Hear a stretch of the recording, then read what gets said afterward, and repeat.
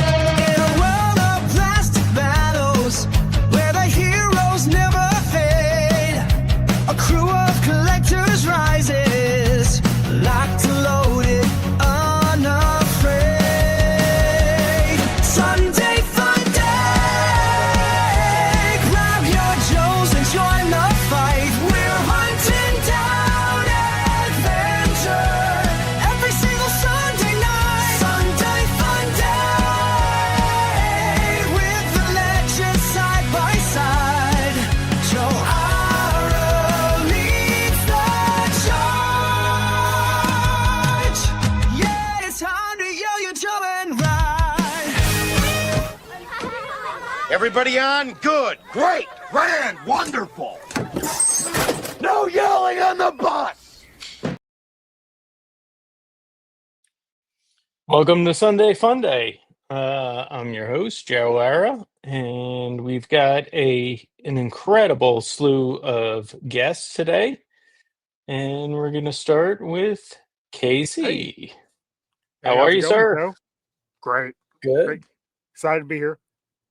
I am always pleased to bring you aboard, and I feel like we were just talking yesterday. Yeah. Fair. And Friday. Yeah, and Friday. So let's bring everybody aboard and say hello. And Wes, what is up? Digging that song. Sounds like it reminds me of the cartoon of Pole Position. Pole Position. Awesome. Yes, I'll tell you what. I'm Casey may fall down rabbit holes on collecting toys, but I fall down rabbit holes of production. You know? That's good. I like it. I don't understand that. Fair. All right, let's see who else we got hanging out backstage. Look at this fella. Hillbilly. Yeehaw, y'all. Squirrel gravy ready. Yeah, boy. Man, I'm just gonna say it. Yesterday's show that you guys put on, not just because I'm a fan of Rowdy Toys, but just in general, it was a lot of fun being there and just watching you guys interact and ask questions and Thank you. bring things out. It was awesome. That was a good show. Yeah. I One told of your him, longer shows, and it was great all the way through. I talked to him a lot last night, and I told him he needed to do more stuff in the Lord scale. And he said, it is coming. He said, be prepared to empty my wallet and throw it at him. And I was like, take thy money, please. Mm-hmm. Yeah, he does great work. Yeah. You can see that he has a passion for what he's doing. So yeah. All right, let's see who else we got backstage. Max. Greetings, all. Maxer. Just to echo what Wes said about that intro, man, that's a banger. I love that. And also to Wes, he mentioned pole position. Me and my siblings would sing that when that show was on. Yeah. That is one of the best cartoon intros. So yeah, can't go wrong with comparing to that. So nice. And Jezza. What's going on, big man? Not much. Same old. Jetman. Jeremiah, I am halfway done with my list for Tuesday. Okay. I am doing the prep, putting in the work, and I'll be there for you, buddy. Are you finding the prep excruciating, Casey? Actually, it's just writing down shows, and I mean, it's going to be a fun one. I've been really just going back to my childhood after seeing what all was there. I forgot about a lot of cartoons I got on my list. Yeah. So yeah, it's gonna be a good time. Nice. Awesome. I'm looking forward to watching because it's at a reasonable hour. It's actually past my bedtime, but I'm gonna be there for Jezza. What time? 9:30. 9:30. I'll be at work. It's pretty late for me too, but I should be just getting out of the monthly meeting at the firehouse, so I'll be ready. I'll be ready to squeegee my brain clean from all the administration. So oh, never mind. That's 8:30 my time, so that's not bad. That's perfect. Yeah, It's gonna be a good time. Nice. So I feel like with the glut of shows, we've all kind of run through all the things, but does anybody have anything they'd like to show off before we get things underway? I got some things coming this week that I'll show off on the podcast from the pit on Saturday. Nice. I did open him. Nice. Oh, hold on. Let me embiggen you. Here we go. Enhance. That is a big red gorilla. What's up, Bob? He's really cool. The only issue I have with him so far is, I mean, he's stiff, but that's fine. I just got him. Well, I got him in June. I just opened him. I can't get the head on there that I want. It doesn't fit yet. So I'm thinking I'm gonna have to heat it up and try to put it on. So is it a head that came with it, or is it an okay? Okay. Yeah. It has a helmet that goes with the shoulder pad and the gauntlets. So nice. Yeah, he was an original PowerCon exclusive, but I didn't get him until last. I didn't get him until last Joe Fest. Okay. I hear that Joe Fest is the best place to pick things up.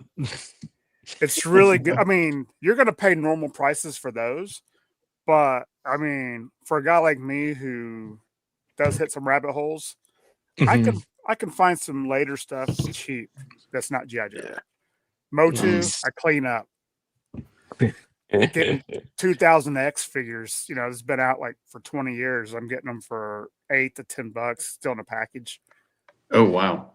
So yeah, plus Delta 17 stuff. I got to get that. I cannot wait for their new exclusive. I've seen what it is, and it's awesome for Joe Fest. So nice. I had a guy contact me this week and ask me where he could sell some Star Trek The Next Generation figures still in the package that Playmates did. I told him that he'd be best off just throwing him in a brush pile and lighting it on fire. Okay. I'm seriously, I'm going to have to leave. Yes. No, I told him to get a hold of you, Casey. But here's the thing with those figures. They cost now just what they cost us when we bought them the first time. There is no upsell those. So I've been getting them for, like troop building Borg and Klingon and Ferengi for $5 a piece. I think he said he had the holodeck still in box. Oh, wow. Well, what's funny is that I go to visit antique malls and things like that. And there is one in Dahlonega, Georgia that has they have the different booths. And there was one that was like all Star Trek stuff. It was the most overpriced. I can't even tell you. I'm like, do you even want to sell this stuff? They had like a Defiant. Anything related to Deep Space Nine was going to cost you an arm and a leg. I would have the Micro Machine, that were related to Deep Space Nine. Those vehicles, the play sets. It was cool. They were in great shape. They were in the box. but I mean, I'm talking hundreds of dollars. I was just It's crazy. you know, can I give you just a pinky or something? You know, like I would have been like, cheap. hey, can you peruse Evil Bay and see how much they cost? Because they don't cost this. Oh yeah, yeah. There's a movie I really love. It's called Fanboys. Yes. And they have his comic shop, and this guy comes into the comic shop, and he's like, What's up, "Hey, Todd? Todd Smith." Oh, He's like, how much for the phaser? And the owner looks at him and goes, "Get out of here, Trekkie. It's not for sale." And he's like, "Well, why do you have it?" He's like, "Just so we can sniff you all out." Actually, that was one of the clips I sniffed or snipped out. Was He sniffed it. I sniffed it. I just sniffed it. I snipped it. Get the hell off our land. Get out. But and I have to. Yep, Bob. Bob had a correct question answer there. Yes, DS9 is the 100%. best Trek show. 100%. That the ending of that show still gets me. Time to go. Hillbilly's like, so this is what Sunday's about. All right, gentlemen. Oh, okay. Thanks for the invite. This is not what you promised. This is a bait and switch. Why do I feel so dirty? Where's my Lord of the Rings? Amen, brother. Amen. That's too funny. Why can't we just all like what we like? I mean, I like Lord. That's what I said. Hey. Because it's fun to pick on my friends. That's true. That's true. Yeah. That is true. If you can't hack on your buds, then I don't know what point there is. Are we truly friends if I can't cut on you? Yeah. Oh, no! Breaker one. You already won. You already won. Too late. Here's the gentleman that single-handedly made me bankrupt. Apparently, I actually did the math, and now Ronnie and I are trying to come up with some other way because I'm not a welcher. But shipping him a breaker is like 4 times the cost of what breaker was. So I'm like, I can hang on to this thing until the next Joe Fest that you attend, or I feel like maybe every live stream now is just going to be brought to you by Ronnie Trickshot, and check him out on YouTube and Instagram and wear one of his T-shirts. Yeah. I'm gonna have to make it myself though before I go into any further debt. Get it tattooed across your forehead. Yeah, property of Ronnie Trickshot, Lord Trickshot. I have a poster I have for him. It's the 86 catalog cover, but it's a massive poster, beautiful. And I remember Ronnie saying how much he loved that. And I was like, well, I'll get you at Joe Fest 2027. And he's cool with that. I was like, I'll just put it in a bottle and throw it in the ocean. I told him I'd look for a Zartan at Joe Fest this year. And I think, how am I going to get it to you? 2027 I sent him stuff. Of course, he could find it himself too then. Zip tied to a flying squirrel. I have friends in low places. They can smuggle it for free. Mm-hmm. That's about where I'm at. Owe them a favor. You'll just owe them a favor later. It would be cheap. It would be cheaper to put it in my carry-on and fly to Australia, I think. Wow. Honey, we're going to Australia. I would love to go to Australia. Me too. But two Joe Fest ago, we got some extra Delta 17 exclusives, the Red Okami. Mm-hmm. And we talked to Ronnie first. I told him we're sending him something.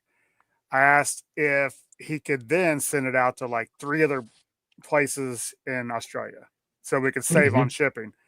And it all worked out just fine. Everybody got it. It was great. Of course, we sent some stuff to South Africa too. Yeah. G.I. Joe Bird. Yeah. Nice. Very cool. Very cool. So, the topic for this afternoon is 80s movies and what our favorites were and what kinds of movies that we enjoyed and never quite got the toy line. Let's see what Ronnie's got here. Yeah. I don't know. Some of the pluses were minuses for me, but you know. Yeah. Step 1 foot out of the city and anything can kill you there. that's what I'm thinking. Like everything's looking to kill you. Yeah. It's, Even the like Ronnie kangaroos. said, so like, yeah, we don't have any guns. I'm like, yeah, but you have every venomous snake on the planet. Yeah, they got Spiders. snakes, spiders, and Platypus. yeah, Those deadly platypus. Paul Hogan rolling around Yeah. unattended. Kangaroos, koala bears. Crocodiles. Quicksand. Spiders. Them giant wolf hunting spiders. Yeah, talk about Oh my talk gosh. about the 80s and quicksand. In the 70s and 80s and all those TV shows. Yes. It was like Yep. quicksand I thought put it was the gonna be- fear of God into me as a kid. Yep. Seriously. Yeah. Yeah. Yeah. I had a hard time walking through the woods. I was afraid it was everywhere. Yeah. Even on Gilligan's Island, they had a quicksand, at least in one episode, if not more. Mhm. Quicksand. I thought it would be a much bigger problem in my adult life than it actually is. Oh, I did too. They Yeah. do have a poison spur there, Rono. I'll tell you what. We our problem right now is bear and coyote. They seem to be taking over our mountain right now. So Black bear? black bear and wild coyote. Yeah. We but- have coyotes everywhere. We Do have you? coyotes everywhere Yeah, here. they're pretty tame. They're more scared of us than anything. They're just looking for water, which we don't have. Yeah. There- Because you live there in a is- desert. Yeah, pretty much. There is a- Yeah, it's the other Australian. Yeah. See, I was There's- right. Yeah. There is a great video of one of my buddy's niece's birthday party where we're all falling asleep around a campfire and his sister took a video of all of us falling asleep and then just all of a sudden you hear all the coyote around us coming out of the woods. Yep. and all of us sitting up like what's going Whoa. on right now? Yeah. What's happening? So anyway, back to the 80s movies. I figured maybe we could run through some of our favorite 80s movies and then maybe talk a little bit about the 80s movies that never got their fair shake when it came to toys. Does that sound reasonable? Yes, Let's it go. All right. Completely reasonable. Let's all hop So- in that Glad I'm here. DeLorean and crank it up to 88. That's it. All right. I think first up is Max. All righty. So yeah, these are the five that stood out. Yeah. Didn't really have to think much about any of these. It's like Empire Strikes Back, best Star Wars movie, Raiders, Back to the Future. Back to the Future is one of the few movies that my entire family went and saw in the theater. We did not have a lot of money and there was a lot of us. So going the whole family to see a movie was a big deal. Batman, of course, that was a big deal.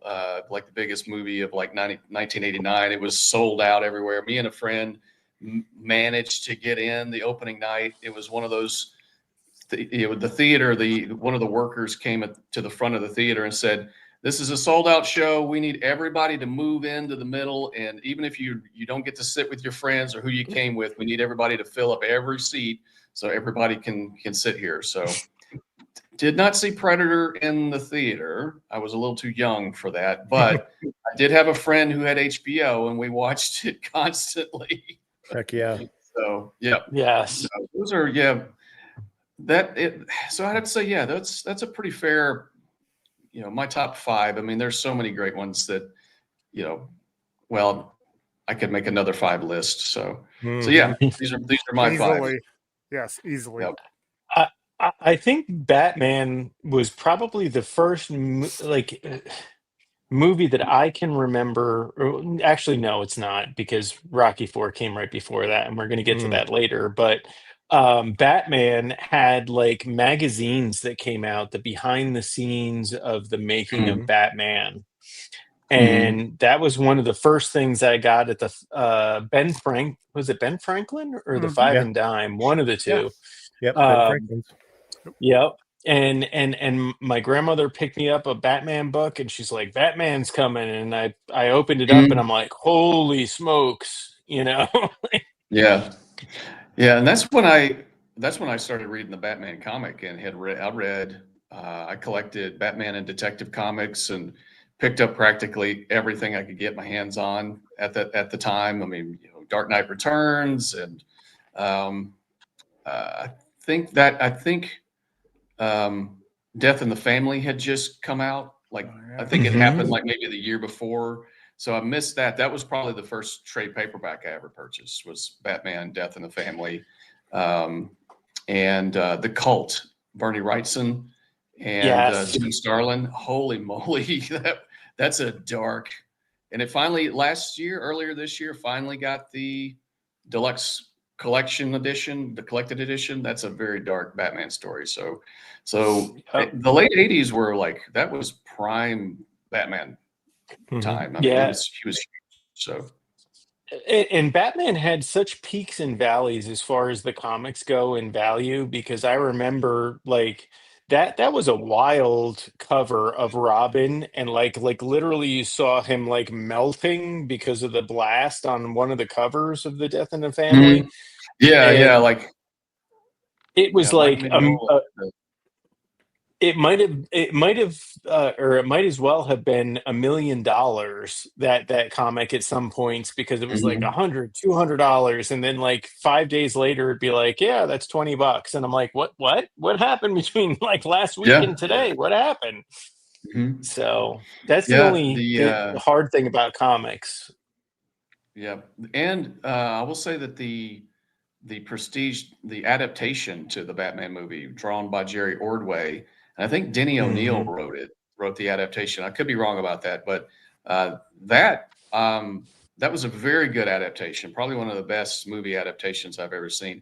And when I sold it, I got a pretty good penny for it. I had the first print of it, and years later, I sold it. And so yeah, that was just a great era. The 90s get a bad rap, for Death of Superman, the breaking of Batman. But to be honest, I think Batman fared fairly well in the 90s. Marvel struggled the worst, but I think DC did okay during the 90s.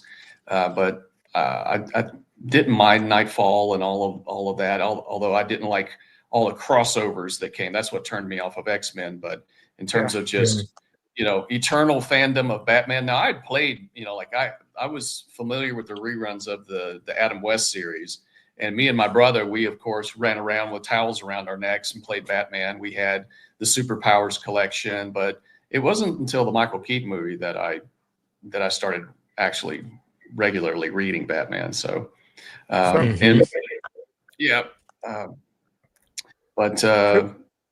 was your go-to? I'm sorry. Who was your go-to Batman artist in the 80s?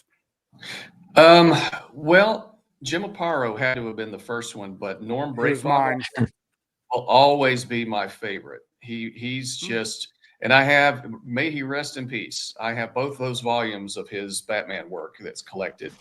And while it's not sequential, it's just his artwork. It's just the issues that he drew. He just had a way of drawing Batman that was just fantastic. Did you say it was Norm Brayfogle? Yes, he did good work. Yeah, and strangely enough, Kelly Jones, he had a very unique take on Batman. So I kind of liked. He kind of gave his Kate kind of was like almost supernatural in a way. Yeah. So so I know he's kind of a acquired taste, but I've always kind of liked his work on Batman as well. But I always go back to Norm Brayfogle. Yep. Mm-hmm. I will agree with Bob. Yeah, Yes. Absolutely. I agree. Yeah. Yeah, I would love to see a True Batman on both Beyond parts on that comment. with Michael Keaton coming back as Bruce Wayne. That Yeah. would, Mhm. I'm like, the fact that that has not happened yet is such a travesty because Batman Beyond's a Yes. cool cartoon. I You know, that loved he's it. had some comics. Actually, Norm Brayfogle, before he passed away, did some. I have a couple of collected, like a trade paperback that he did of the Batman Beyond. I think it might have been a digital comic that they collected in print, something like that. And that was really good. I quite liked that. So anytime he drew Batman, I'm like, sold. It doesn't even, I don't even care who's writing it. I will pick it up. So Right, that's awesome. Yeah. Nice. but The one thing that I noticed here is Predator, which was one of my first goriest movies that I had ever seen in my life. Like yeah. Jesse the Body Ventura was a wrestler to me, and then I saw him in Mhm. this, and what's the first thing that happens to him? Like his whole rib cage gets blown out, like right in front of me. I'm like, what just happened? Spoilers. Yeah. Spoilers. Yeah. In case Well, those who and haven't it's- seen it, Yeah, and I he's haven't seen it. still- Oh, Oh, what? Seriously? Yeah, it's on my list. Oh. I just Oh, list of things okay. to watch. I just haven't got to it yet. But you can talk about it. I mean, I've had Kick 'em 4 off. years. Kick 'em Thank off. you for telling me because I have a terrible habit of spoiling movies for people. You're So, fine. yeah, I will. You're safe I today. will That's tell my you the whole job. thing. Yeah. No, it's I want to Mute me. see it. I just have never gotten around to it. Yeah. Well, Really? if it makes you feel any better, I only recently finally bought it. I mean, I've seen it so many times I can quote the thing backwards and forwards, and I don't even own a copy. So I'm like, I need to get the Blu-ray. And so last year, I've started like going back and getting a lot of those like 80s action movies, you know, First Blood, RoboCop, Schwarzenegger, you know, or Predator. Aliens. Didn't own a copy of Aliens. that's a So- very underrated movie. Yeah, Mhm. but yeah, and it's obviously the only R-rated film in my top 5, but because of, it was one of the first gory films that I ever saw. But it's just one of those movies that's infinitely quotable, and it runs it's like, macho military movie, action Mhm. film, like with some horror mixed with science fiction. It's it's infinitely memeable. So Mhm. how many people have screamed to a friend, "Get to the chopper!" When it's time Yes. to leave. Chopper. Get to the chopper. Indeed. So yeah, that's definitely one of those my go-to when I'm just kind of it's one of those things like if you're in a bad mood, it's a great movie to watch. John Wick is another one. Yes. Nobody, Mhm. like, in terms of like Mhm. modern films, like good action films. Yes. But in terms of like I would, while Empire is number one, I would have to say Raiders has to be one of the closest to perfect films ever made, just in terms of the story, the pacing, the setting, the acting, the characterization. It's just one of the best movies ever made. And It is great. Yes. oh yeah, and those guys that they recreated it shot for shot. They started it when it Mhm. was kids in the 80s, and they were like 30. It took them 30 years to finally finish. So that ought to tell you just how cool it is. Although I'm glad that in the what always bothered me when I would watch it is that in the snake pit scene, when the cobra comes up, you can see the dust on the plexiglass barrier that always Mhm. bothered me. Finally, Yeah. they got rid of that. They finally CGI'd that out. So, but yeah, that is definitely, and of course, Empire is just the best of the Star Wars movies, and it's obviously 2 movies starring Harrison Ford, one of the coolest, two of the most iconic characters that has ever been portrayed, and Han Solo. As I have grown up, I mean, when I was a kid, it was like Luke all the way, but as an adult, it's like Han was just the man, and this is the movie where you see it. I would argue that for our age group, Harrison Ford introduced us all to the anti-hero, whether it's Han Solo or Indiana Jones. I mean, we had been brought up in this world where the heroes are always the good guys and they take the high road and everything else. And Indiana Jones was like, yeah, I'm not sword fighting you. Bang, we're done. Okay. like, like that was, wait, what just happened? Okay. I mean, probably not fair, but he's the good guy in this. So I mean, what did you think was going to happen? The guy's brandishing a sword. Actually, come to think of it now, if you think about all of Harrison Ford's early movies, he shot first in every single movie. Yeah. Well, he shot a woman in the back in Blade Runner. Fair. And then, like in Raiders, it was supposed to be a whip versus sword fight. Mm-hmm. And he was very sick. And yes. They came out there, and the guys twirling the thing, and he just off the cuff just pulled the gun out, pow. And how can we make this scene quicker?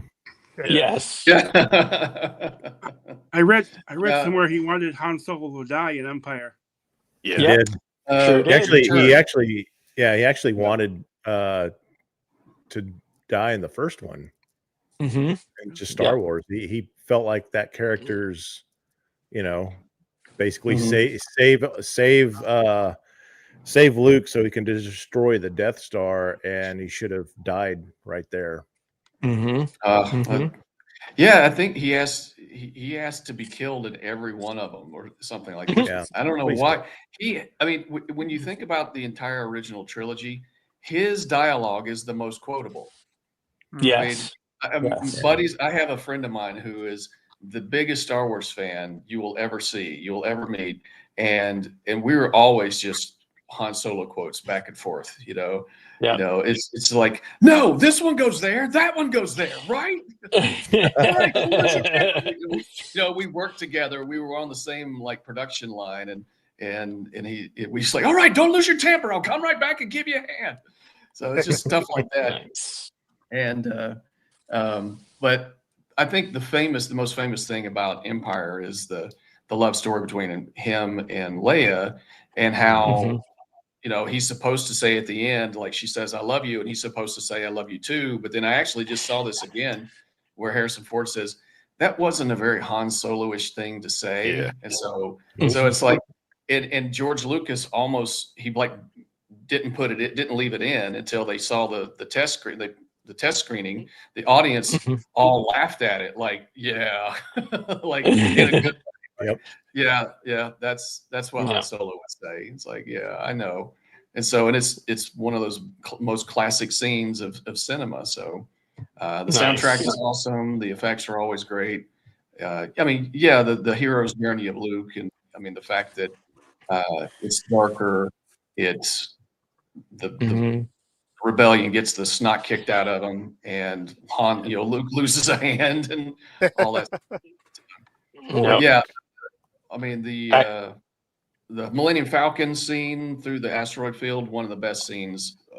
One of my favorite scenes in movies. Yeah, Old for Vader sure. saying, "This is not a cave." Yeah. Old Vader looking at Luke saying, "Obi-Wan never told you what happened to your daddy." And Luke's like, "You killed him." Right. He's like, "No, Luke, I am your daddy."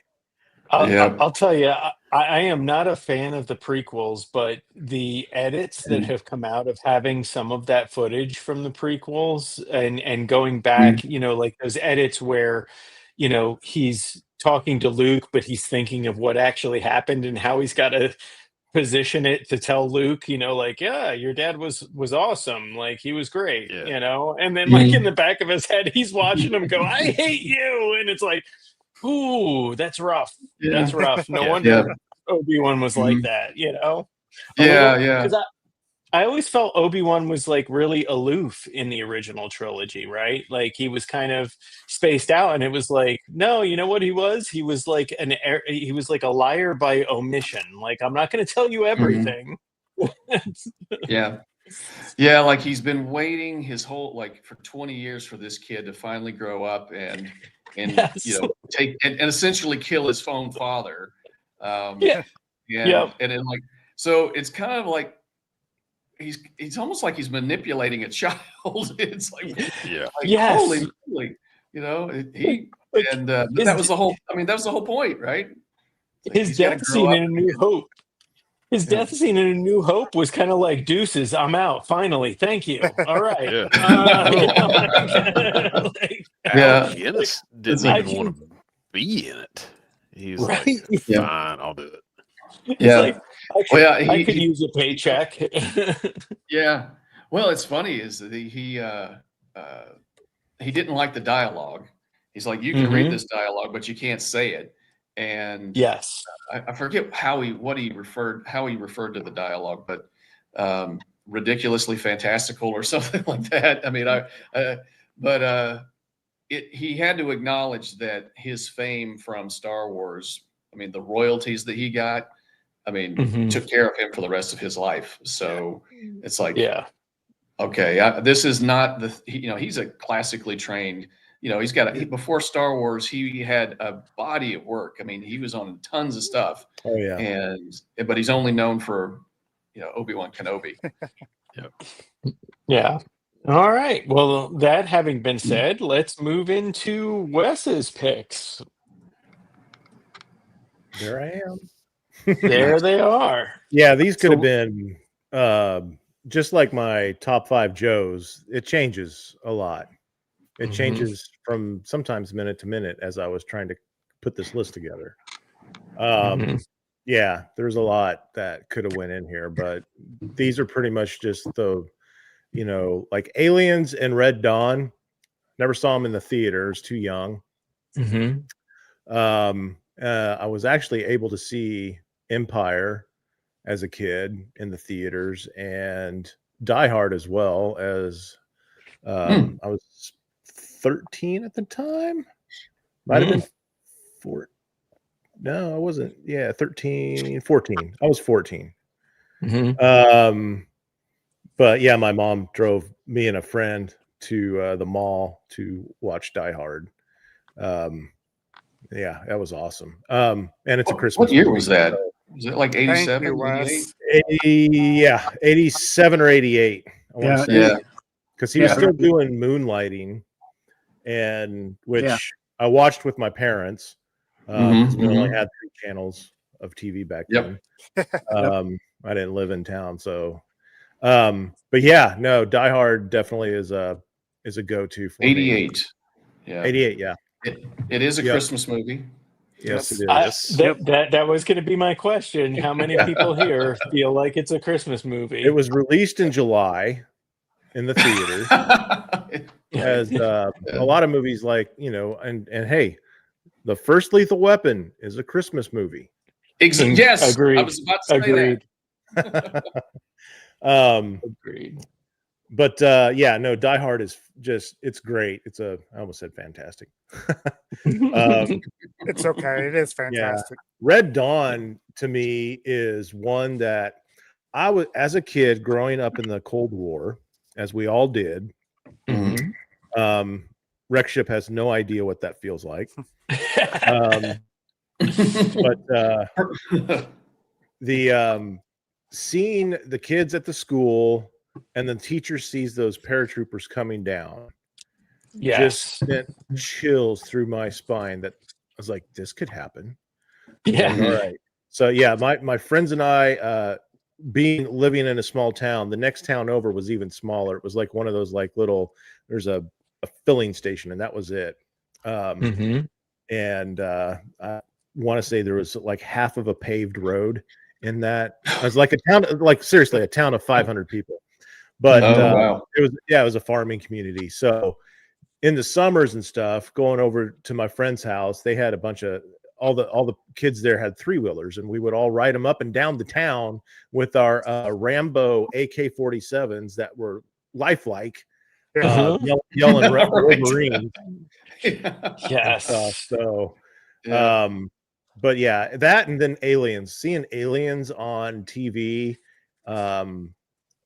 was yeah, it was I wasn't a horror guy, so I didn't like movies that, you know, I didn't watch like Friday the 13th or, you know, any of that stuff. I didn't like that stuff. But man, I thought I put Predator on here. I guess I didn't. Anyway, I never seen Red Dawn. I never seen Red Dawn. Oh man, you gotta watch it. Yeah, it's great. good. The first one. Don't fall for the remake. Oh no. That remake was awful. I don't even remember it. But no, to me, Aliens was you know, it was I really enjoyed it. It was you know, just every turn was just, you were sitting on the edge of your seat. Yes. You know, you paid for the whole seat, but you only needed the edge. Yeah. And you know, this was a movie that I had no idea about the first one. Because the first one came out in 79, maybe something like that. 78. Yeah. So I had no idea about it. And you really don't have to watch the first one to understand this one. They kind of explain it enough, and they go into detail to, you know, as someone that really doesn't know anything about it. Okay, fine. So yeah, no, that was it was a just a great movie. Top Gun's always going to be on there. Just a great memory I have, because I saw it on my birthday, the same day I got the Night Raven. And nice. Yeah. Somebody had a red letter day. Yeah, buddy. And you must be the favorite child. Of course, Empire. Just growing up, you know, all into Star Wars, and through my childhood. You know, so yeah, that was always my favorite. Although I did like Return of the Jedi a lot because of the space battle. Oh yeah. Like one of my favorite parts of Return of the Jedi is the space battle. And always wish there was more of that, and kind of understand why there probably wasn't, just because they had a limited amount of technology back then to do that, but they did it great. And but no, Empire was just that poster is one of my favorite all-time posters of Empire. Yes. Yeah. It is dark, so it fits the theme. It is a dark movie. It's you know, it's a dark time for the rebellion. You know, yes. You know what the best part of Aliens for me was? How much of a scumbag Paul Reiser was. Right? Yeah.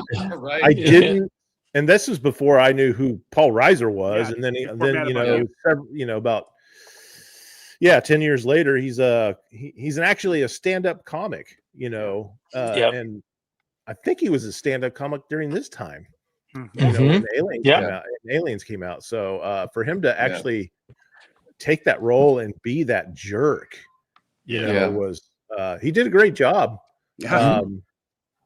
And you know, the Colonial Marines, just the way they were outfitted, and we'll get to that later, but same thing with Die Hard. So Gridiron Studios, they have a Colonial Marine set. You know, you can. I don't want to hear it. Rifle in the. I will buy it eventually. It's one of those things I might go out of. But out of the Red Dawn people, for those of us that have seen it, what character resonated with you, or which one, you know, because we all, like, when you're watching a movie, you see yourself as somebody, or like, I could be like that.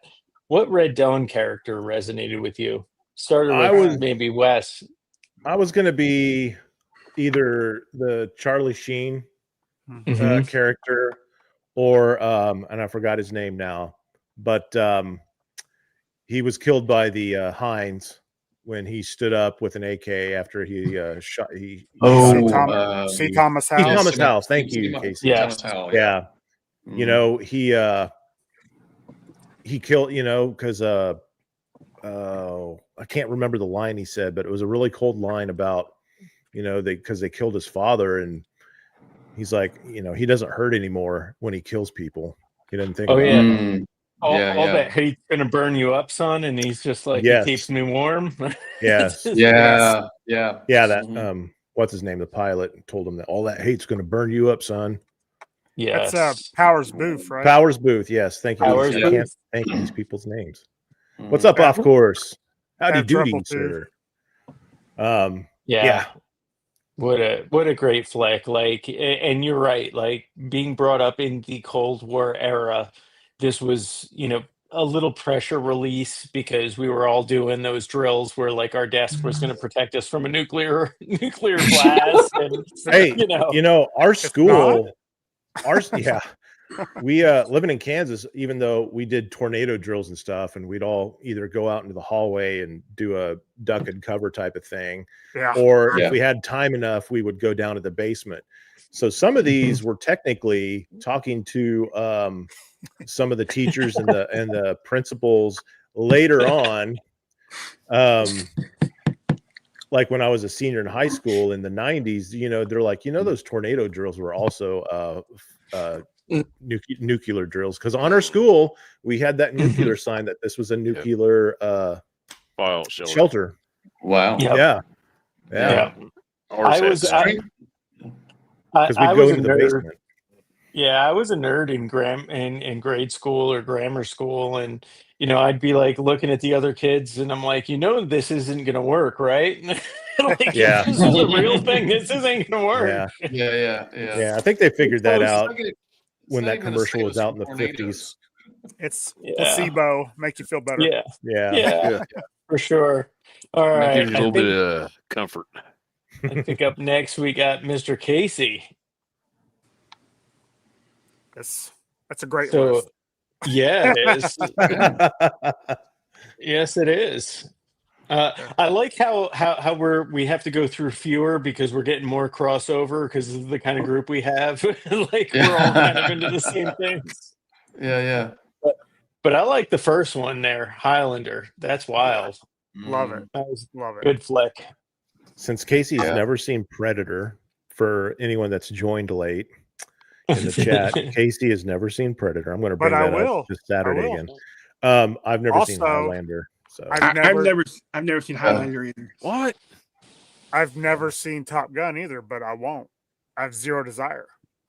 I'm with you right there, Casey. Predator, I will watch. I have zero desire to see Top Gun. This is my offer. We can't make it live because we'll get a copyright hit for it, but I could set up a studio and we could all watch it with Casey and watch his reactions as things happen.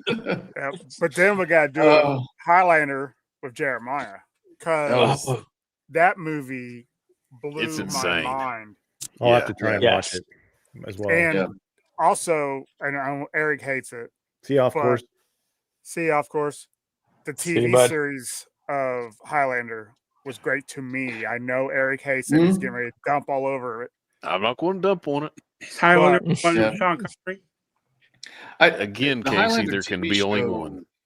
Yeah, I like the TV show, but I think you have to get past the first season when they finally get. I think they moved the production to France, and after that, the mythologies the writing got tighter. The mythology started to develop more. So, I like the Watchers. Yeah, exactly. When they brought in the Watchers, that was awesome. Roger Daltrey of the Who was on there. Yes. I'm a huge Who fan, so that was pretty cool. Exactly. Yes. Was Sean Connery in Highlander? He was. Yeah. The movies. Ramirez. Yeah, Ramirez. A Scotsman played a Spaniard. It was awesome. Right. With wild times. With the Highlander movies, it's just funny because they went from the first Highlander to the third Highlander. Mm-hmm. Yeah. Mm-hmm. Yeah. There was and no I saw second one. There is no second Highlander. I don't care what anybody says. I don't know. Yeah. I don't know what it is about that. What they were smoking when they decided to make that second one. It's like, what this? Second one? Kind of like the second Halloween movie. But the third Halloween movie. Sorry. I am excited for the Harry Cavill reboot. Yes. Highlander. Yeah, that'll be interesting to see. Yeah, he's an actor that deserves. I don't know. He's got a good career, but it's just like I just want him to be like up here. He's one of us. Yeah. He's one of us. Yes. Yes. He's just a better looking version of us. Right. Speak for yourself, Casey. He was a good Superman. He was. Yeah, He was the best Superman. Yep. Yeah. I liked him in Man from U.N.C.L.E. That was a pretty good movie. Mhm. He was Cavalry. in the Ministry of Ungentlemanly Warfare.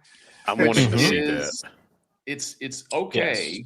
It Mhm. was billed as a comedy, but it's not really. It's more like a straight up action flick. And so I'm going to have to watch it again from that perspective because I was expecting more action comedy, and it's more just kind of a traditional action movie. So, Mhm. but yeah, Breach, Bob. well, and I was curious to see, since this is your number one film, if you are a purist about like remakes, like nobody needs to touch this one. I don't want anybody, it shouldn't happen. No, I would love it. Like, yeah. Yeah. Okay. I think you Well, what take about the magic from the first one and you throw Harry Cavill in there with the cast that I've been seeing. I think it's going to be fantastic as long as they stay true to the source. Yes. Yeah. Right. And not become aliens. Yeah. Yeah. Well, you also have some other surprising ones, but really good ones. You've got the Ron Howard Willow on Fantastic. here. I had high hopes for the television show, but it was garbage. Oh, I wish I shared your optimism. When I saw it, I'm like, oh, don't touch it. Please stop Yeah. touching things. I needed more Willow in my life. But after Yeah. watching 2 episodes, I was like, I'm done. I can't. It's not for me. Mhm. yeah. But Well, that's fine. I hope somebody liked it. yeah. Yeah. I mean, look, It had no Mad Mardigan though. That was the thing. No. I don't think Mad Mardigan. Yeah. If he did, he was later. I only watched the first 2 episodes. Okay. yeah. I've never seen Willow, so I need to go back and watch it. It's very good. It's, I haven't it's seen it in a really long good. time. Willow. I've seen it, but not in a long time. And, And Casey, are you aware that I think George Lucas and Chris Claremont wrote a follow-up novel, like a novel sequel to Willow? Oh yeah. Yeah. Somewhere in the early '90s it came out. Yeah, I wish I could remember but yeah, it was like Chris Claremont, George Lucas wrote I this love novel. Chris Claremont. Yeah, yeah. So- I've met him once. Yeah. Oh, cool. really? Yeah. Yeah, I was not in line to see him. I was in line to see Peter David, I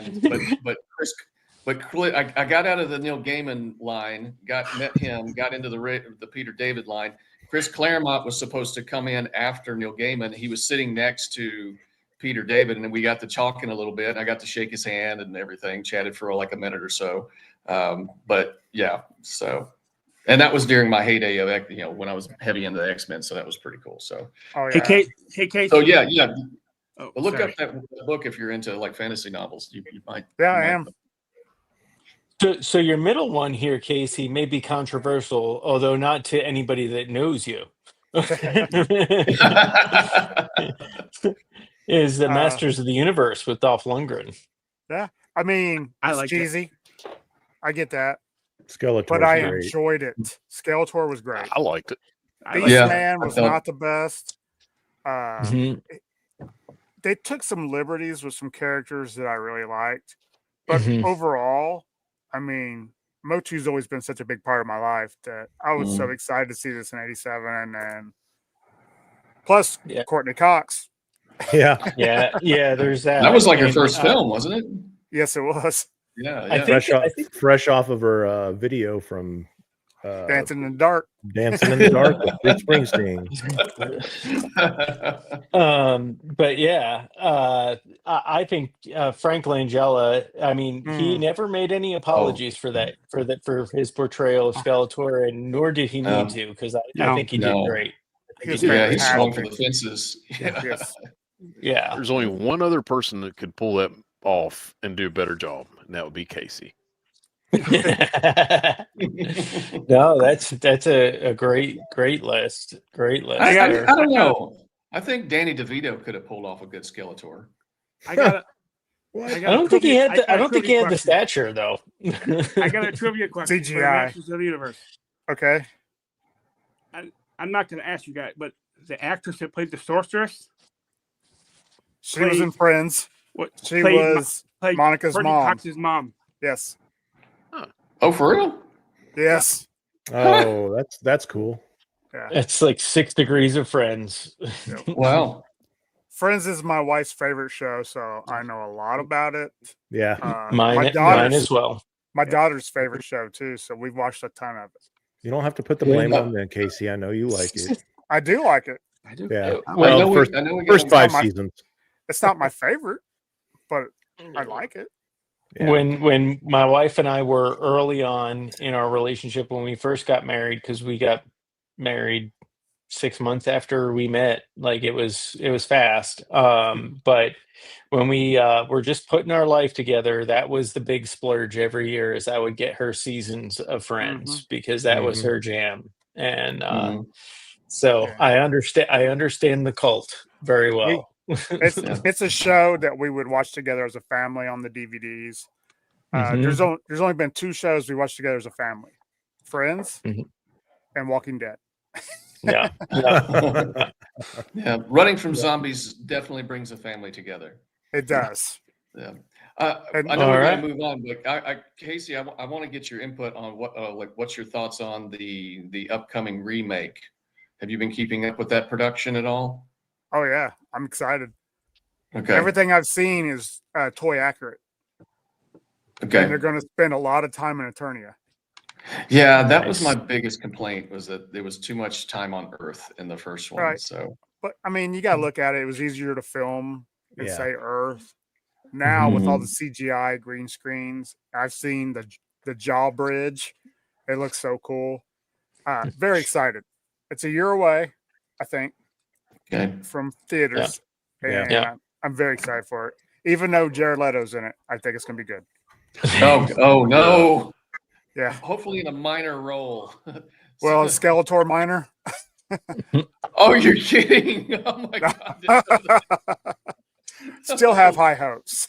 Oh, Casey. He looks good. Cool. He looks good. Yeah. Yeah. So Jezza, you're up. What's up? You are up. I just Uncle Buck. I mean, I love John Candy, so that's why those 2 on there. Yeah. Those are my 2 of my favorites, and I know the G.I. Joe movie is corny, but I don't know, I like it, and I like Cobra La, so I like it. And Die Hard and Return of the Jedi. That's my favorite Star Wars movie. So, and not just because of the Ewoks. I just like Return of the Jedi. I'm thinking Die Hard's been on more lists than anything so far. I think so. But yeah, I could see it through Uncle Buck. You know, I don't know. Uncle Buck, I've seen it, you know, great list. Yeah, I didn't put any comedies. I love 80s comedies. I figured we could do another show sometime with comedies. Because there are some really good comedies in the 80s. Yeah. So I absolutely love Uncle Buck. Saw that in the theaters. That was a lot of fun. Yeah. Wife and I have no children of our own, but I am an uncle. And my goal in life is to be Uncle Buck. As soon as you can make that pancake that big. Yeah. I'm working on it, Jack. I've been compared to Uncle Buck because I'm an uncle. So, man, it's a great movie. You must be the greatest uncle in the entire universe to be compared to Uncle Buck. I tried to. I tip my hat to you, sir. I was better when they were younger, but now they're older, so in their 20s, so I don't see them as much. But I think mine. Great Outdoors is underrated. Great Outdoors. Yeah. Is that the one that has the scene where the guy's like he got struck in the light? He got struck by lightning. Yes. Yes. 19 times or something like that. Yeah. Old 76er. And Uncle Buck was a John Hughes movie, and John Hughes for me was probably one of the greatest filmmakers of the 80s. Because he go ahead. 16 Candles or Breakfast Club. Yeah, he did Breakfast Club. Both. He did both. Breakfast Club, 16 Candles, Pretty in Pink, Weird Never Science. saw that one. Planes, Trains, and Automobiles. Yep. Planes, Trains, and Automobiles. Home Alone. the first one. Yep. And what was the one with Watts and the kid who was supposed to be Marty McFly? Eric Stoltz. Yes, Stoltz? Eric Stoltz. Yep. There was like I know what you're saying. Yeah. He directed Ferris Bueller's Day Off, Weird Science. Yes, Ferris Bueller. Yeah. Yeah. He was responsible for what I thought it was going to be like to be a teenager. Yeah. It was nothing like John Hughes said it was going to be like. Yeah. I seen Ferris Bueller's Day Off, hated it. I could not bring myself to watch 16 Candles or The Breakfast Club. I was like, bunch of yuppies. Yeah, I could not stand stuff like that, and I still can't. Like them bunch of yuppies need to suck it up. But I mean, stuff like that never. Nope. Now, speaking of John Hughes, one of the best bits of dialogue from Dogma was when Jay and Silent Bob was talking about why they were in Illinois in the first place because of John Hughes. Yeah, the Shermer High School. Yeah. It's so good. So good. Never seen Jay and Silent Bob either. It's not for you.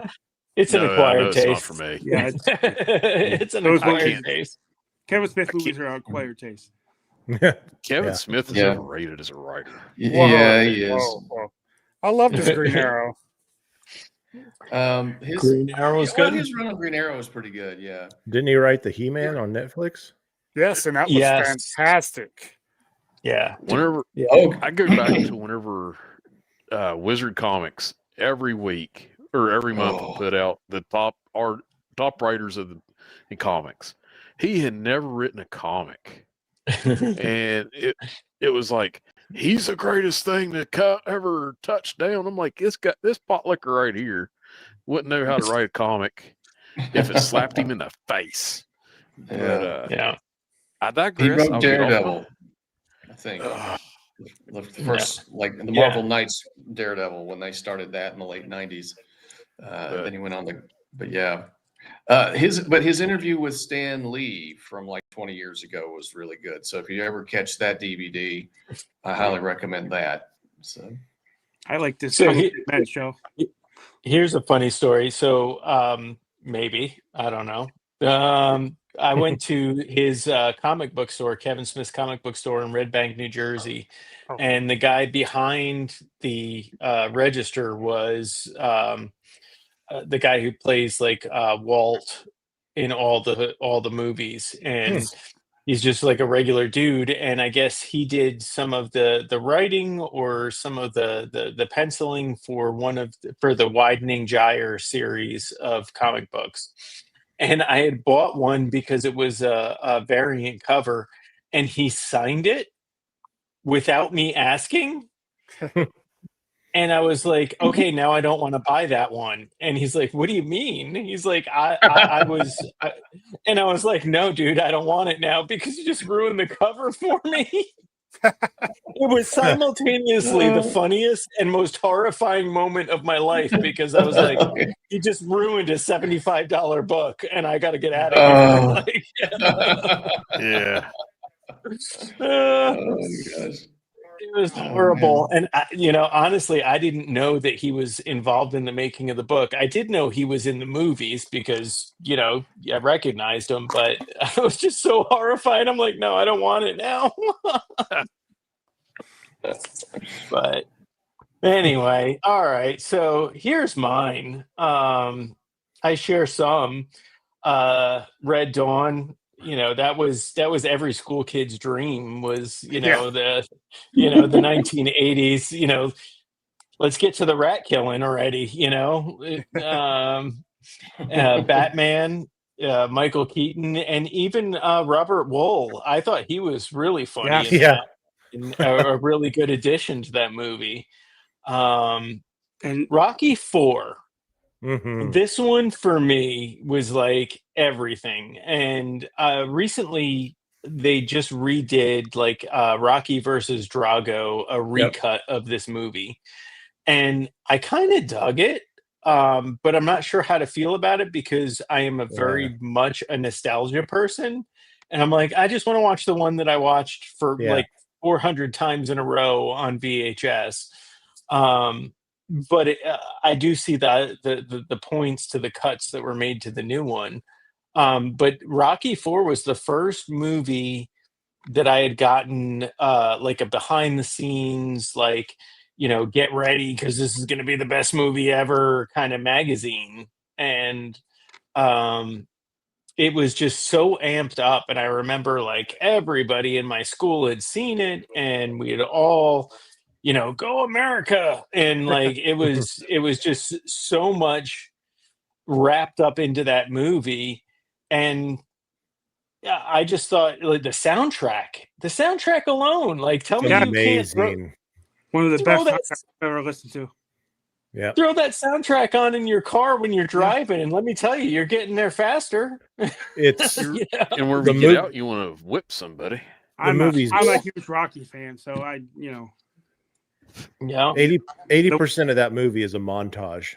Yeah. Yes. Yeah. Yes. And like it's but it's great. It's he filled it with a bunch of montages to lengthen that film. Mm-hmm. And it's just with that soundtrack. And this was the first soundtrack like cassette tape I bought. Mm-hmm. Yep. My favorite and song. My favorite song on that soundtrack is the one where he's driving the car. Easy way out. No easy way out. No easy way out. Yeah. I have this on vinyl, and it is phenomenal. Nice. Okay. Yeah.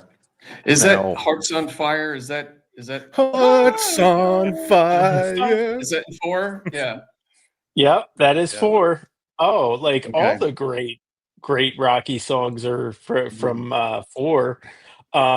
This was actually the first movie soundtrack that had Eye of the Tiger on it. Even though that was in Rocky 3. Yeah, right. Even though Survivor. Yeah. Oh and my God, yes. Fun fact with Survivor, do you remember the Bud Light commercials back in the day where Joe, how'd they go? They were a real, yes. Mr. Hot Dog Vendor Machine Guy.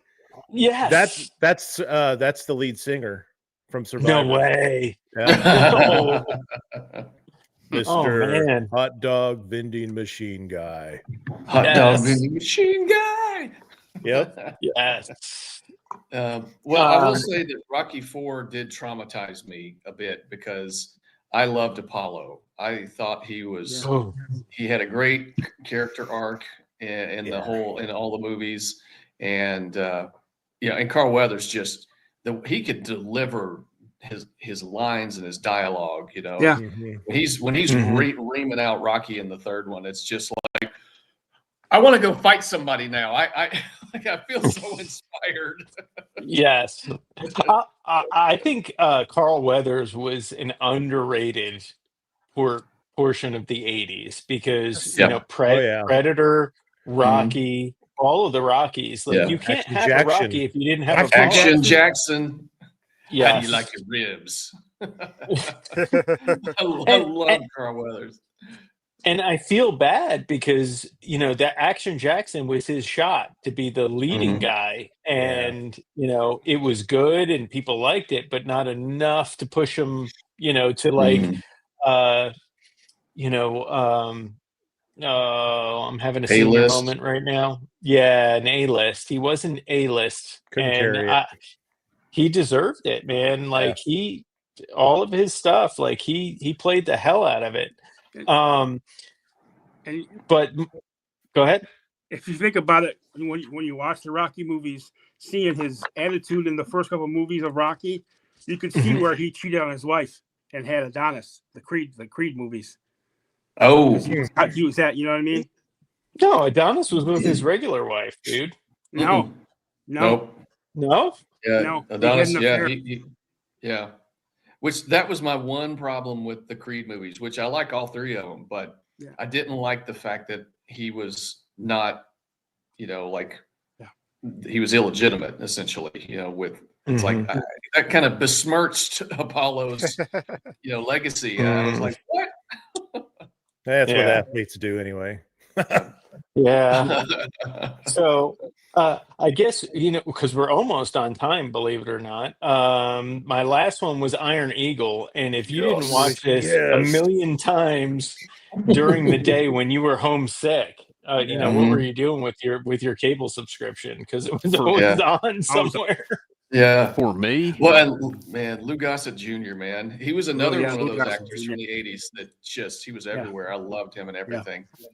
For me, Top Gun was so much better than Iron Eagle was so much better than Top Gun.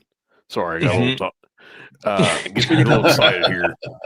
I can't stand Tom Cruise as an actor. I don't either. I don't like him. I mean, I can't do it. But watching Iron Eagle, I think I watched this one on VHS. We rented it. And when the second one came out, me and my dad went to the theater and watched it. And I was sitting there the entire time like, oh my gosh, give me more. Yes. Second Shut one, up and take my money. They killed Doug Masters like in the first opening scene. Yeah. But they brought him back in had Iron to. Eagle 4 or 5, which I never saw any of them past Iron Eagle 2 after I didn't. I didn't know there was 4 of them. Yeah, I know. I It was didn't either. They were straight to VHS. Yeah, How did they bring him back? So he punched out right before the missile hit. They just said he punched out, right. and he was in prison or something like that. So I see. You said the line, man. You know what? One of the greatest things amongst my friends in school was Slappy. This is the bluebird. Yeah.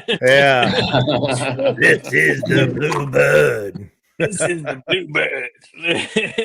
Like, what are you even doing? But again, I think this was about the 80s Wolfman mindset. Jack. Yes. The 80s mindset of if you could put teenagers into a position where they were adults, right? Because if you think about all of the 80s, the best 80s movies, Ferris, he was out living his life.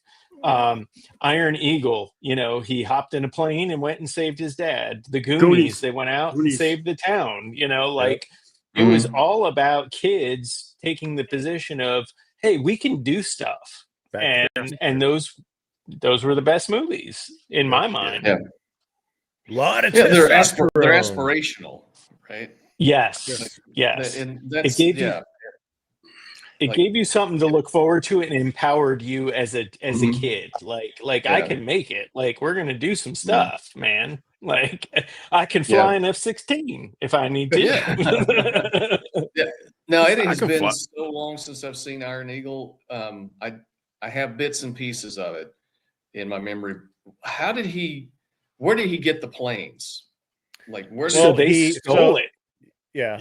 I know that, but did they go to another country? Because I don't know how they got from America to the Middle East on one tank of fuel. Well, no, they didn't. They refueled. They had a small little scene where they showed them refueling. Okay. So what they had was they had the nerd who made all the stuff happen in the background. So he set up the refueling, he set up the armaments and all that good stuff by breaking into the computers and making that all happen. So it was already the Air Force thought that this was just normal stuff happening, but it was the kid that had broken into the computers. Yeah. So do you remember the cartoon he was on in the 80s? That nerd? The little chubby kid, he was on a cartoon as they were real life, in the real world, and something sucked them through the TV, and they were all cartoons. Oh yes, Kid Video. And it was a rock band. Yes, it was a rock band. Yeah, there you go. Yeah, Kid Video. Yeah, I love that. Kid Video. Boom. Yeah. Kid Video. Nice. Nice. They would play actual music videos of the time at the end of the episode. Yeah. Bob has it right here. Yep. There you go, Bob. Yeah. All right. Well, let's get into the real crux of why we're all here, right? The movies that should have had toys but didn't. So Okay. Max is up first. All right. Well, I'm going to Make your start. case. Obviously, number one is Last Starfighter. I love the Great. concept of that movie. It was fantastic. I bought it not too long ago. It was another one of those '80s films that I didn't have, and so the effects are, yes, very dated, but they're still enjoyable for what they are, and kind of like Tron. But it was, not only did I want a toy line, I wanted a sequel. I wanted a trilogy of movies, and I have been writing those films in my head for 40 years because it's just, I mean, it tied into the video game culture, arcade culture, all that kind of stuff. Arcade games were really popular. The idea that, oh, if I get 1 billion points on Defender, I could pilot a starship. I mean, what a great concept! And they introduced, a whole universe that they could have played in. Yes. They could have introduced not only just the characters from the film, the gun stars, all of the different aliens, the Kodan. They had very unique designs for the ships. They could have been in 3.75 inch scale. That probably would have been perfect. So you could have a gun star, you could have the little space car that Centauri has, and then introduce play sets. They could have, especially if they had done a sequel. I keep thinking someday they're going to reboot this. They're going to. It's a property that definitely deserves it. I would be fine with a sequel with like following Alex's grandkids or something. Nice. Like what happened? Like how did they rebuild? Rebuild the Star League and all that stuff. So there was, the potential was there. I mean, the designs, everything right there. I can't believe they didn't market it like that. Rumor I mean, if has it Dune that- of all things could get a toy line, why couldn't the Last Starfighter? So that's Rumor why it's has it number that Spielberg is in the makes of another like Close Encounters type of movie. So maybe he might be doing the Last Starfighter. I don't know. That'd be cool though. That would be cool. That would be cool. Yep. Back to the Future. Now that's one of those things where it's kind of limited in the sense of who how many characters and everything. But if you incorporate the whole trilogy, you can get Marty in different time periods, different costumes, Doc at different ages, different costumes, the DeLorean in different configurations, Biff at different ages, the Old West, which I think Back to the Future 2 is still an 80s film because I think it came out. Manure truck. Yeah. Truck, which I think Hot Wheels, you can get one. You can. I've seen it in Target. So I think Back to the Future 3 came out the summer of 1990, if I'm not mistaken. But so it's and of course you could, I mean you could do it in smaller scale. I would prefer like 1/12 scale and because there's how many vehicles do you really need? You just need the DeLorean. I would love to have had. So Back to the Future 2 is one of my all-time favorites because it's my favorite of the trilogy. Because that's when they actually used the time machine more often for what it was like. They actually went back and forward, a bit instead of just being trapped in one time period. So the hoverboards, I remember all the hype over that when it came out. People were calling toy stores and saying they wanted to order one, or like because they were, the producers of the show of the movie were acting like this is a real thing and not a special effect, and so that would have been really cool to get a Marty McFly on a hoverboard, and so that would be cool. Aliens, I mean, what more can I say about that? I mean, Colonial Marines. It saddens me that the Alien franchise peaked with Aliens because they just should have given us more of that. It's like the Colonial Marines were so awesome. I just wanted to see them again. They had such a cool design, all the different characters. It would have been cool to have. Now, Alien had the big chap, they had the Alien toy, like I think it was a 12-incher. And, but it would have been cool to have, aliens, the Queen, the drop ship, the Sulaco. You know, I mean, obviously it's a rated R movie, so we're not going to get that. But typically, you don't get toy lines for rated R movies. But it would be awesome. I think they've done. Mecca's done some aliens. I mean, they're big into the Alien. I think they've done some figures of the Colonial Marines from that film. But and another thing about, I love the Alien franchise. I don't like all the films, but once or twice a year, I will have a full-blown storyline dream where I'm being.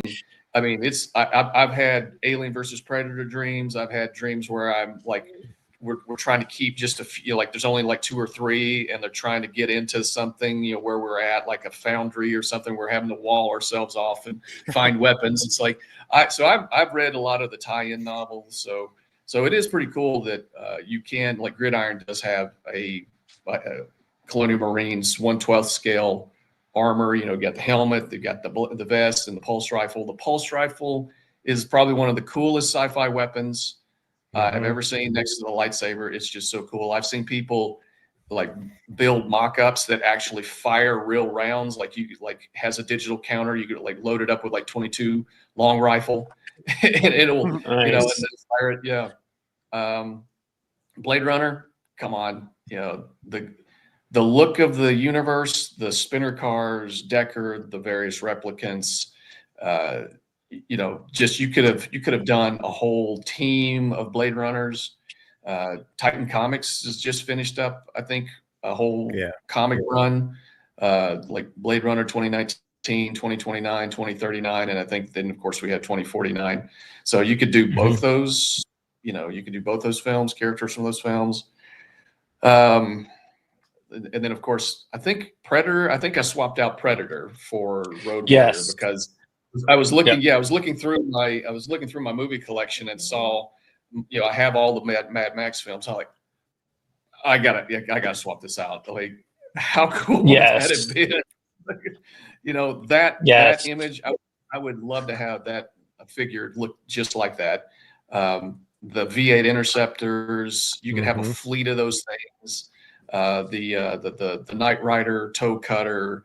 You know, of course, that's the first film, but you've got Lord Humongous, like from the second one. So, well, they're actually, I think, Thunderdome was 80s. That came out before he was a huge star with the Weapon. Tina Turner, Bartertown. You could have gotten all of those figures. That would have been pretty cool. And then, you know, maybe have to be probably smaller scale to get the vehicles, but because that's really the biggest selling point, is getting the vehicles and have the characters inside the vehicles. I think if you did 3 3/4 on things like Master Blaster, think about, you know, if you had, you know, the I forget his name that was riding around on Master Blaster, but you have him as like a Yoda size character. You could have that full character. You know, that would be amazing. Ooh, Ryan's Bartertown. Yes. Amazing. I noticed that Total Madness Customs is making O-ring alien figures now. Nice. And they look good. Interesting. Okay. But I hadn't heard of that. They could have tied aliens as a toy in with G.I. Joe. And that would have been, and they could have had the Colonial Marines being an extension of the Joes out in space. There you go. Yeah. That would have been awesome. Yep. Nice crossover. Awesome. Yeah. All right. So pretty much the same what Max said on the last Starfighter. That line would have been great. There is a guy on Instagram, and I know I shared it in our chat. Months ago. I think the guy's name is Gary Weaver. They are very pricey, but they're really cool. Like, he actually has it's a 3 3/4 inch line, and he has an actual working arcade that he makes of the last Starfighter. Yeah, it's like an actual like live little screen. But it's like a few $100s, but and so last Starfighter would have been awesome. to have as a kid.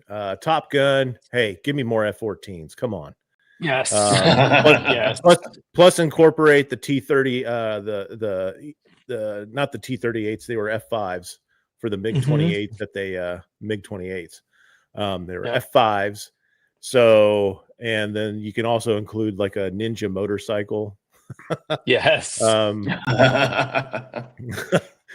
then just like we talked about with Alien, the Colonial Marines were enough. Now I know in the 90s, I want to say they came out with an Alien and might have been an Alien and Predator line. Maybe I'm getting that mixed up, but I do remember, or maybe it was in the early 2000s. I don't know. But Marauders Gun Runners actually has for 3 3/4 inch or modern figure the gun that the Colonial Marines used. And I actually got 2 of those and I put them on my payloads figures. Nice. Cool. Red Dawn, man. This would have just been, I mean, accessory packs aside that you could market. You know, have them in, you know, you can have the Charlie Sheen in his Letterman jacket, see Thomas Howell, you know, with the scarf around his face and the beret with an RPG. And then the winter scene, there's a whole other wave right there that they could do. You got the tanks, you got the helicopter that's on that poster that they used in that.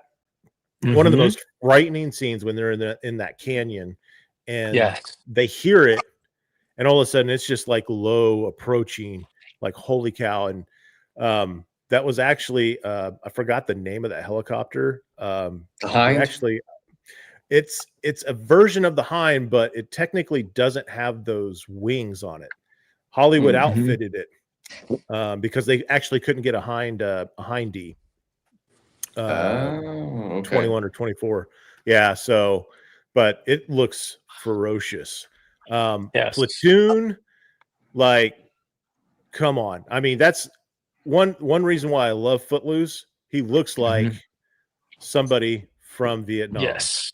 You know, with the law rocket and basically the basic M16, you know, and you know, get Barnes in his little vest and William Dafoe with a headband, you know. That I mean, that there's a lot of figures they could have done with that. Not a lot of vehicles because they're really, I mean, it was all just, you know, all they did was in the jungle. A couple of helicopters, that's it. Just give us some Hueys. I always loved the Huey helicopter. That was one thing that we didn't get a lot of, and I guess I understand it now being older, but you know, at the time, you know, we never got a lot of Vietnam era toys. We were still in that. We're not going to touch that war. Still kind of a bad thing to talk about, which is too bad. But it is. It is. Yeah, but well, my dad, he was in Vietnam, and he wouldn't say a word. You know, we went through his Foot Locker and everything, and he let us go through his stuff and look at his pictures. He had a ton of pictures from being over there, but he really wouldn't talk much about it until about a year or two ago. And he said that's just the way it was. It's like, and then talking to Larry Hama at Joe Lanta, we kind of got into it a little bit, talking about that. He's like, you know, just how soldiers were treated and military was treated during that time. So yeah. And it's kind of like, and not to interrupt here, but it's like G.I. Joe kind of, it brought the nobility of the military back for, I think, our generation. At least that's how I took it. I wanted to be a Navy SEAL.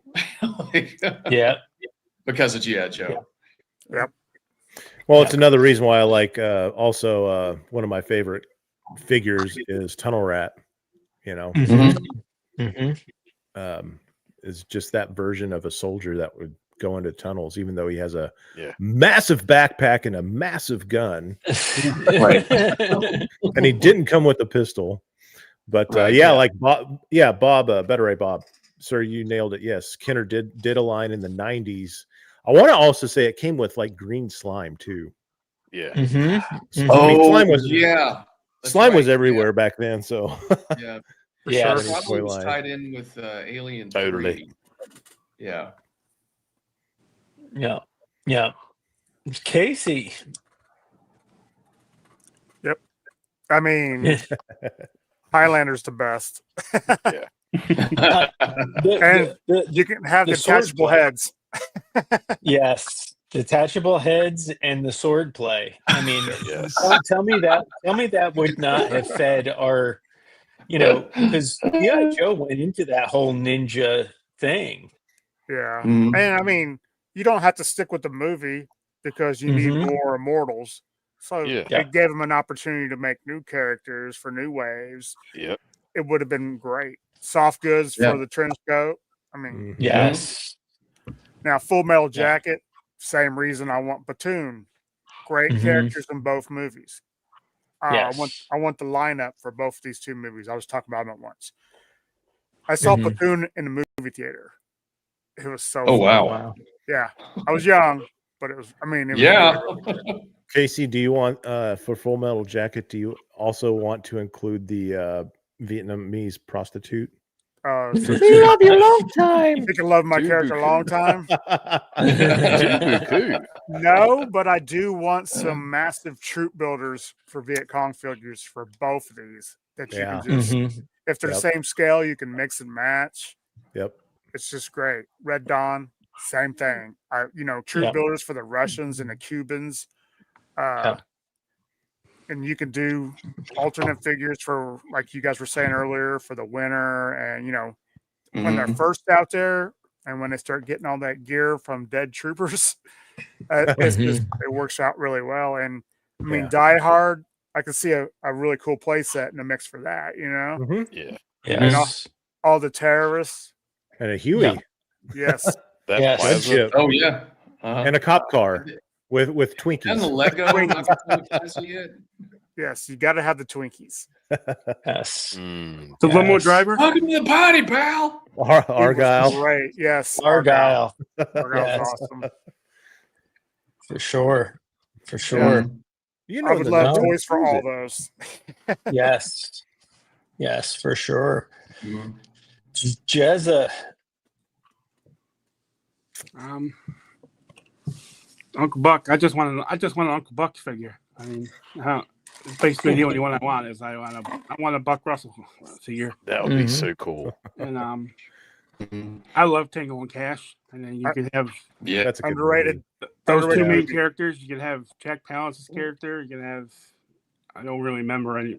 The guy he shoved the grenade in the mouth when they were threatening him on the rooftop. You could even have Terry Hatcher's character. Oh yeah, and the GMC truck at the end with the souped up one with the with all the guns and everything. Yeah, you could put you could give the Kurt Russell figure a boot gun. Isn't he the one with the boot gun? And you can have their prison outfits. You can have them in their prison gear. Tango and Cash, Cash and Tango. Roadhouse. I love Roadhouse. Like my favorite Swayze movie. You can have like Sam Elliott. You can have Swayze and the bad guy. The guy he pulled his neck out of his throat and a double deuce play set. Giant polar bear to fall somebody. You can make the figures have all his bouncers that work for him. The figures would come with you swivel the hips and it kicks. Yes. Yes. And it says like the old every time. Like the old LJN wrestlers. And one guy went like this, and you got another guy kicking. And you can have like all the business owners that go after the head bad guy. And I love the Untouchables. It's like you could have De Niro, you could have Costner, you could have Sean Connery, who I love. I'm still pissed he gets killed. What? Oh, spoiler alert. Oh, no, I'm kidding, Jizza. I'm kidding. We're picking. I've had 40 years to watch it. Then, Untouchables, man. Yeah. There's so much they could do with that. yeah, Yeah. That's when gangsters had style. yeah. Yes. Hell yeah, that- Yeah. I thought The Godfather they had style. I thought Sopranos they had style. yeah. Mhm. Yeah. Oh yeah, And then Yeah. Die Hard, of course. yeah. I just want a McLean figure. Yeah. Yeah. Leak Rose Toys makes them. Yeah. LaCroix. Yeah. LaCroix's Toys. Yeah. Matthew LaCroix. There you go. So I went a little off the rails here. So the Lost Boys I thought was cool when I was younger. I still think it's cool now, but Watch it every um, Halloween.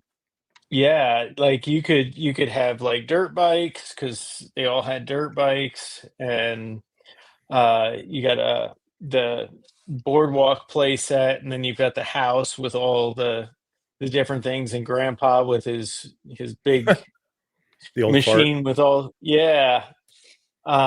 but the Princess Bride kind of appealed to me a little bit. Like as far as lines, I think everything would be 3 3/4 inch with the exception of They Live. That's Like inconceivable. yeah, yeah, because Somebody the was going to Princess say Bride, you could have the pirate ship, you could have all the Yeah. different scenes like the rats of unusual size and There um are OUSs. yes, I think that would be pretty cool. But They Live, I mean, Rowdy Piper as a good guy, wearing a flannel, and he was here to chew bubble gum and kick ass, and he's all out of bubble gum. Yeah. Like, come on now. I know that they made a version of him fairly recently, like, and when I say Yeah. recently, it could be like 5 years ago or a decade at this point. But they did make one. I have a They Live flannel because I love the movie so much, because I think it's pretty tongue in cheek for how things are sometimes. But I would love to do like a 6 inch line with like cloth goods and the whole nine, because you've got all the aliens, you've got you could put out endless stuff. Hey, there's Larry. Larry. Here. Hey, Larry. But so They Live would be the only 6 inch line, but then Big Trouble in Little China. When I was Yes. younger, and even to this day, think about how many play sets at 3 3/4 inch scale you could have with that thing. How many Oh my vehicles God. you've got? Yeah. You got the 18-wheeler, you've got, all kinds of things going on. Now, Marauders Thunder. made him. Mm-hmm. Marauders Did they? made a character Yeah. like him. Yes. Okay. It's just different enough not to get sued. Right. Yep. Everybody knows who he is. Yeah. They gave him a But, name. What was his name? I don't remember. Yeah. But Jack I Burton? have to look it up. No, it was Well, like Jack a Burton's a character, profession. but They Yeah. couldn't call him Jack Burton. Burton Jack. yeah. I was going to say, like Rick Jerton. Yeah. But I mean, that one, there's just so many possibilities. Yeah, agreed. You gotta have the truck, the Pork Chop Express.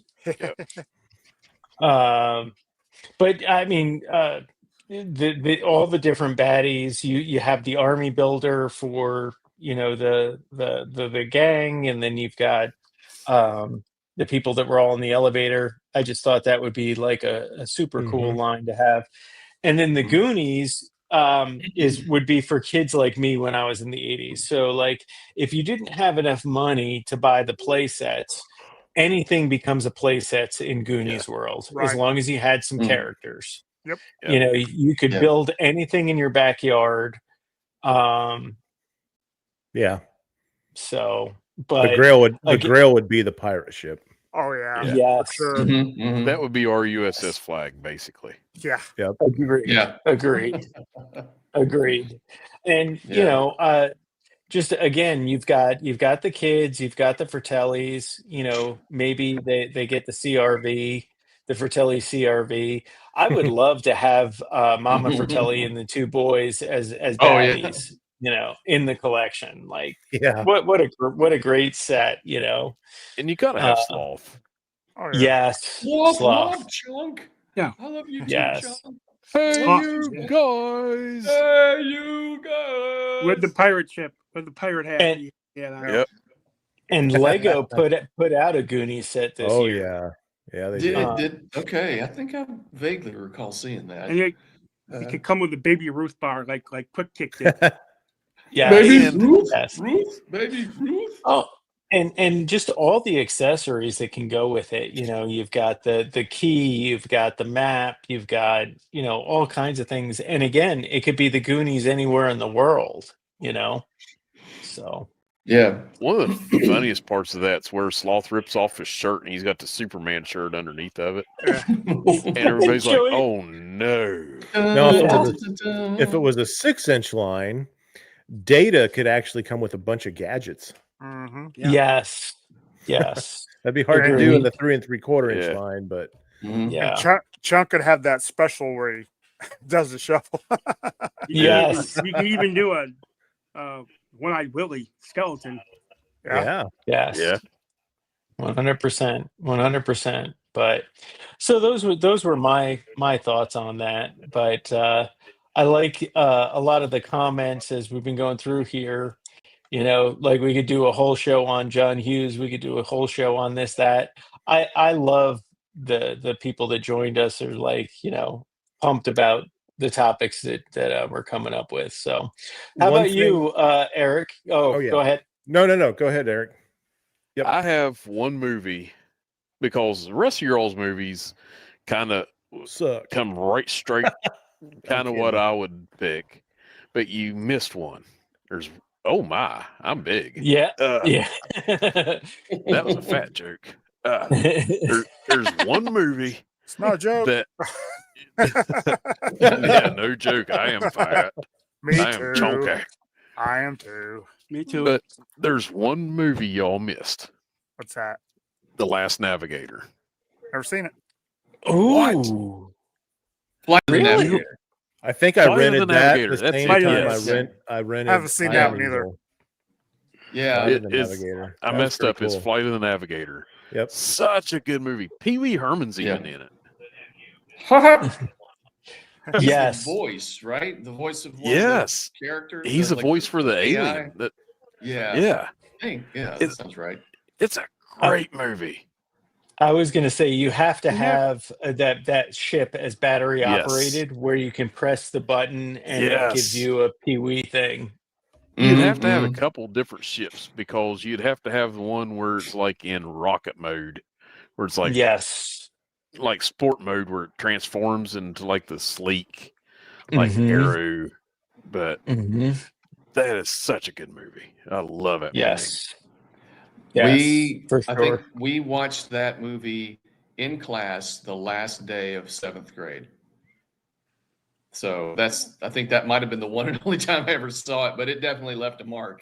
It definitely, it's definitely a I good think one. the one movie that wasn't on anyone's list as far as toys, and I think we all know it because we all wanted it, and it technically should have been on my top 5. A couple of you had it as your top 5 movies, but it's Predator. Mhm. I mean, Never seen it.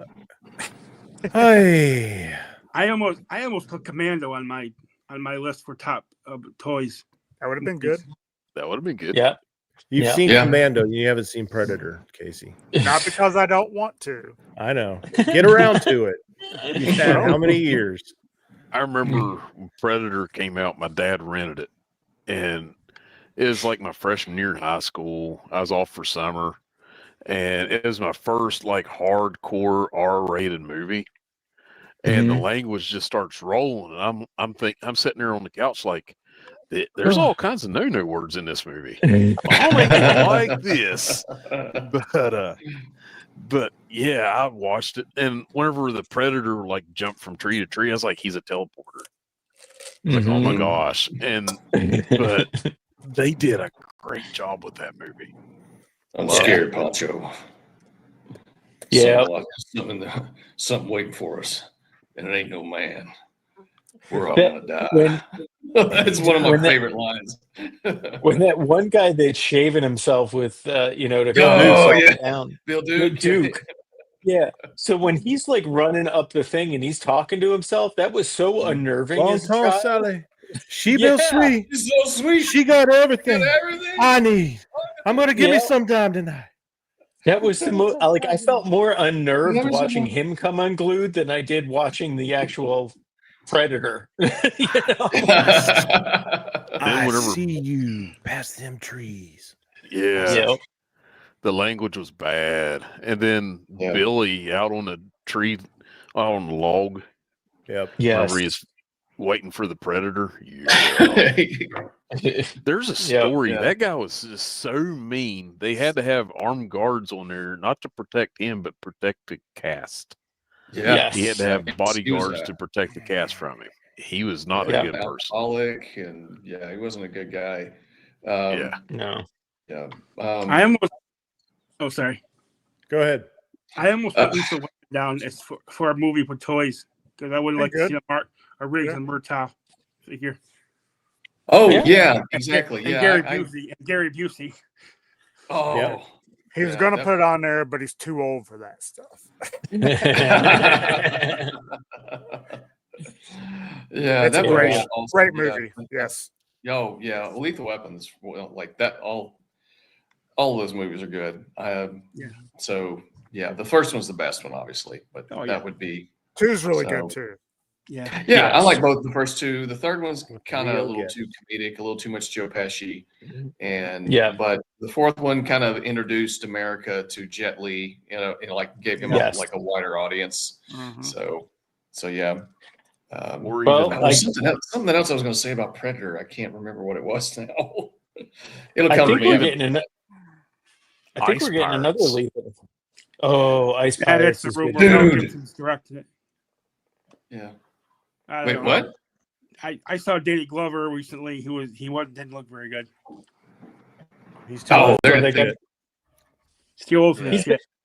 I was gonna say he's been too old for this shit for like 50 years. Forever. I know, right? He'd be like 80-something years old at this point. But an old interview with Clint Eastwood from like about 20 years ago, when he was like, I guess he's in his 90s now, so he would have been in his mid 70s. He said that people have been on him to do another Dirty Harry movie since the last one. Like they would do one today. Deadpool. He's like, what do you? There was one in the late 80s, maybe 1990. It was called like something Deadpool. Yeah. And Jim Carrey's in it. Yeah. He's the that was late 80s, early 90s. It was the Deadpool. Yeah. It was really good. Yep. Or even that was Dirty Harry. And Max, do you remember who else was in that as the bad guy? In what, the Deadpool? Yeah. Jim Carrey? No. Jim Carrey's in it. Oh, Liam Neeson. No, the guy that played Garrick on Deep Space Nine. Oh. Played it. Oh no! Yeah, Avery Brooks. He was in the first Dirty Harry. Yeah. Now he was in Deadpool, I think. No, maybe I'm getting them all mixed up. I'm sorry. No. He's the killer from the first film. Yeah. Okay, that's my bad. Yeah. He was awesome though. Or the Adventures of Baron Munchausen. Oh, that's a wild one. Yes.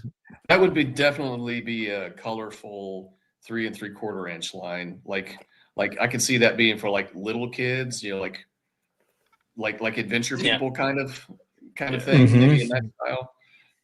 Very colorful, very imaginative. So did any of you actually have like any of the Indiana Jones toys from the 80s? I wanted one so bad. They were bigger. They weren't 6-inch, but they weren't 3 3/4 inch. It was like in between. It's been a while. I thought they were 3 3/4. Maybe they were. They were not Andy. They didn't have a lot of articulation. They were kind of like Star Wars figures, right? Yeah. So anything legs Yeah, yeah, you and maybe a switch in the back, and his arm would articulate, something like that.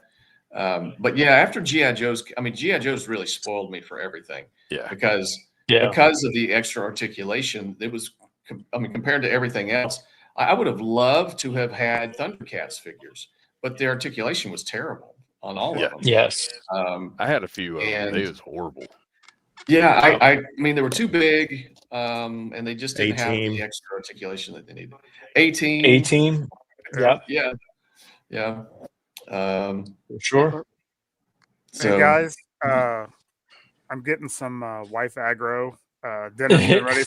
Dinner's been ready for a while, so I'm gonna have to bounce off here.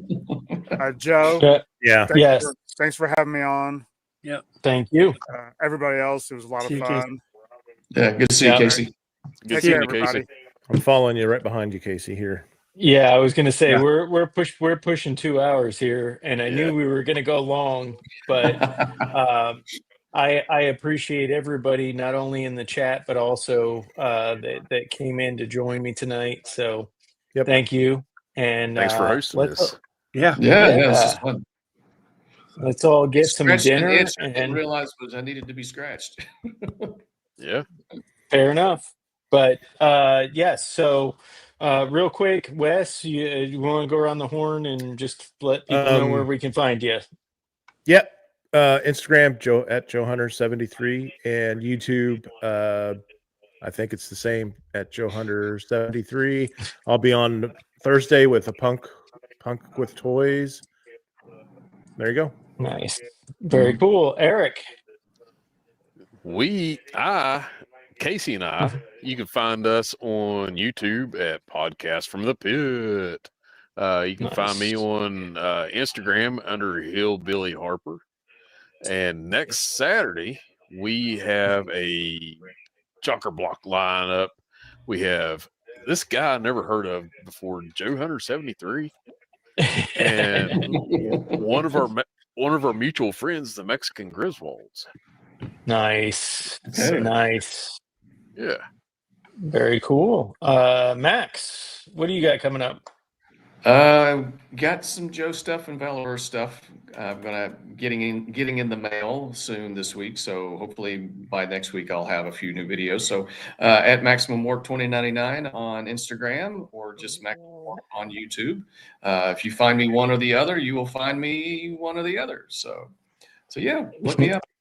Watch some videos. Like, share, subscribe. Come and chat with us. Sausage. Very cool. Jezza, what do you got going? Just Tuesday night, 9:30. My favorite 80s cartoons, rankings, and YouTube and Instagram. So that's it. All right. Very cool. And, you can find me Friday nights at 7 p.m. Unless Ronnie Trickshot is on. This entire show has been brought to you by Ronnie Trickshot, whom I owe, probably like $4,000 in shipping right now.